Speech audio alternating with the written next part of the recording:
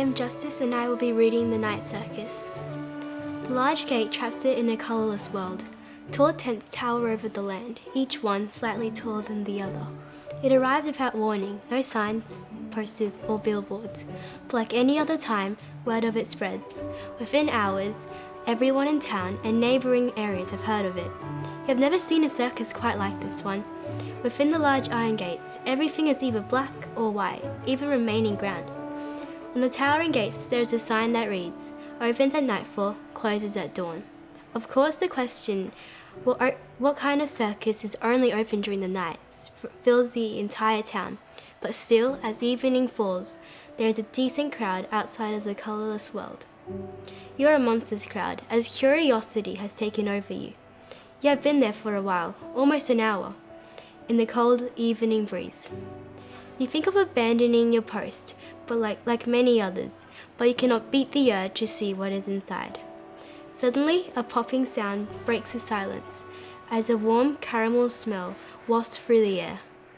Tiny fairy lights illuminate the tents, like millions of fireflies. It is as if the circus is coming to life. You turn to see others, frozen, gazing at the peculiar sight. The gate opens at their own violation, allowing the crowd to see the magnificent sight of a clock, but not quite a clock. Next, the tent flaps open, and you see the most beautiful sight. The circus is open. You may enter. You have been to many circuses before, but never one like this. Most circuses have elegant acrobats doing daring stunts, clowns cracking all sorts of jokes, and animals performing many unique tricks, but not this one. Circuses are normally beautifully lit up with all sorts of magnificent crimsons and golds. You remember the sound of children laughing and the smell of fresh buttery popcorn wafting in the air. Most circuses are not like this one. You trail behind the crowd as you slowly pass the gate. Your heart beat bumps with every step you take. You watch as the tent flaps open, revealing a large, magnificent room. There are many seats surrounding the center. You take a seat in the second row. There is a gigantic light on the ceiling illuminating the tent. You stand there staring at the beautiful statue hanging down, a clock but not a clock. Unexpectedly, the lights turn off and a tall figure walks into the spotlight. He stares at you and whispers, "Let the show begin." Strong winds howl in the cold air. You look around at the curious faces of the crowd. The tall man smiles and keeps his eyes on you, as if monitoring your every move. Your heartbeat becomes heavier as a million thoughts rush through your head. The winds get stronger. The tent flaps, following a rhythm, swing from left to right, each time dropping lower. None of the workers seem panicked. It seems almost normal to them. He is still staring at you, beaming. You realize this is not a normal circus. Suddenly the clock chimes. Ding! Is a loud, sharp sound echoing after itself. Darkness fills the room as the wind howls louder and louder. You start to feel dizzy as the room spins before you. Your eyes are hurting, but you force them open. After each second, you become weaker and weaker until you let your eyes shut. How long has it been? Your eyes gently open. You touch the soft, lush ground. This is not the circus. Sitting up, you see tall trees with beautiful, moist leaves. You can hear the sound of chirping fill the air. But then you realize the trees weren't brown and green, but colors of the rainbow. And the chirping did not come from the birds, but from the clouds hanging below the skyline. Adrenaline rushes through your veins as you cautiously pull yourself up. Where are you?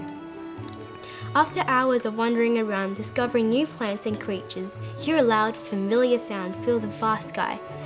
It went again and again. Ding, ding, ding. Suddenly you recognize the sound.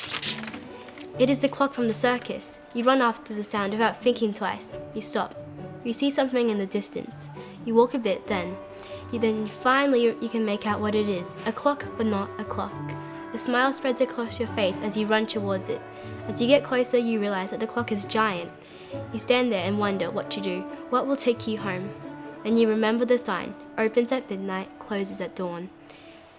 You know what to do. You jump onto the longer hand and climb across the letters, then reach out for the shorter hand. You push it.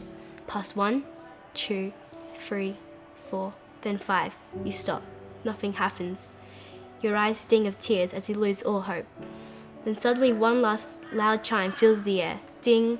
Every single colorful tree, beautiful plant and animal lift off the ground and break into many pieces. It was as if the whole place was pixelizing. You stand back and shut your eyes, hoping the next time you open it, you are back home. Finally, you feel like it was the right time to let your eyes open. You see the sight of many people suddenly appearing, one by one. You see families reunite, friends hugging each other in tears, and even strangers embracing each other. You turn to see your mother hugging her daughter, her face wet with tears. Your eyes become watery at the sight of them. They remind you too much of your mum, the mum that you lost 2 years ago. As you walk away, a soft hand touches your shoulder. You turn around to see who it is. You recognize her. When you realize who it is, tears start streaming down your cheeks as you hug her. You let the only words you can think of escape your mouth. Mum.